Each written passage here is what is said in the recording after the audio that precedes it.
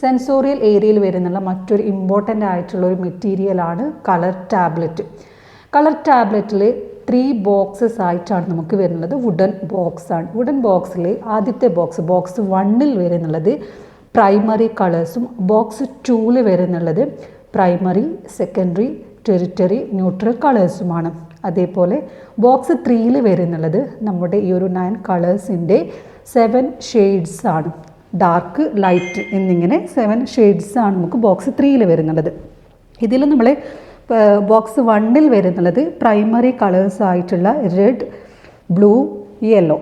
അതേപോലെ ബോക്സ് 2ൽ വരുന്നുള്ളത് പ്രൈമറി കളേഴ്സ് ആയിട്ടുള്ള റെഡ്, യെല്ലോ, ബ്ലൂ, അതേപോലെ secondary colours, neutral colours, territory colours ആയിട്ടുള്ള orange, purple, green, pink, brown, black, grey, white.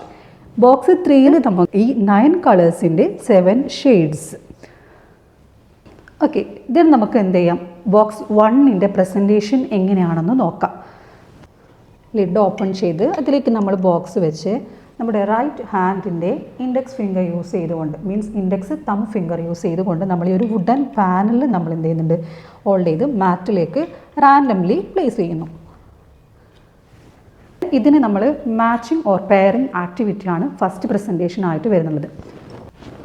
ആദ്യം നമ്മൾ റെഡ് ടാബ്ലറ്റ് എടുത്ത് മാറ്റിലേക്ക് ടോപ്പിൽ ലെഫ്റ്റിലേക്ക് പ്ലേസ് ചെയ്തു. ദെൻ അതിന് മാച്ചിങ് ആയിട്ട് വരുന്നുള്ള റെഡ് ടാബ്ലറ്റ് എടുത്ത് അതിന് മാച്ച് ചെയ്ത് വെക്കുന്നു. ദെൻ നമ്മൾ അത് കഴിഞ്ഞ് 3 പീരീഡ് ലെസൺ യൂസ് ചെയ്തുകൊണ്ട് നമ്മൾ ഓരോ കളറിൻ്റെയും നെയിം കുട്ടികൾക്ക് പഠിപ്പിച്ചു കൊടുക്കുന്നു. ഇത്രയാണ് നമുക്ക് ബോക്സ് 1ൻ്റെ പ്രസൻറ്റേഷൻ വരുന്നത്.